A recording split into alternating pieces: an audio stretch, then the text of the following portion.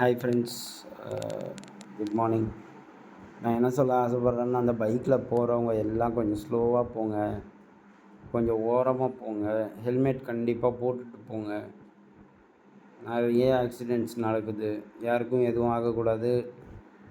நான் அப்படி தான் நினைக்கிறேன் இது வரைக்கும். ஆனால் எனக்கு 2009 எனக்கு ஒரு பைக் ஆக்சிடெண்ட் ஆகி என் லைஃப்பையே புரட்டி போட்டுருச்சு. எனக்கு இன்றைக்கி கூட என் கழுத்து நடக்கும். அதை பற்றி எவ்வளவோ பேர் குறைகளோ அவமானம் அசிங்கம் எவ்வளவோ பட்டிருக்கேன். பைக்கில் போகும்போது கூட எனக்கு இன்றைக்கி கூட யாராவது ஏதாவது சொல்லிட்டாங்கன்னா அவ்வளோ டிப்ரெஷன் ஆகும். ஸோ இருந்தாலும் பரவாயில்ல, பொண்டாட்டி பிள்ளைங்களுக்காக நம்ம ஏதாவது உழைச்சி 4 காசு சம்பாதிக்கணும், சம்பாரித்து நம்ம கையால் நம்ம வீட்டில் காசு கொடுக்கணும் அப்படின்ட்டு இதை வச்சுக்கிட்டு கூட நான் வேலை பார்த்துக்கிட்டு இருக்கேன் அப்படின்றது அது ஒரு பெரிய விஷயந்தான். பட் ஆனால் எனக்கு பிடிச்சது ரீல்ஸ் போடுறது, அப்புறம் 7 லாங்குவேஜஸ் தெரியும் பேசுறது. இதை பற்றி எனக்கு தெரிஞ்ச விஷயம்லாம் நான் பாசிட்டிவாக என்னோடய மைண்டை பாசிட்டிவான திங்கிங்கில் நான் கொண்டு போயிட்டுருக்கேன்.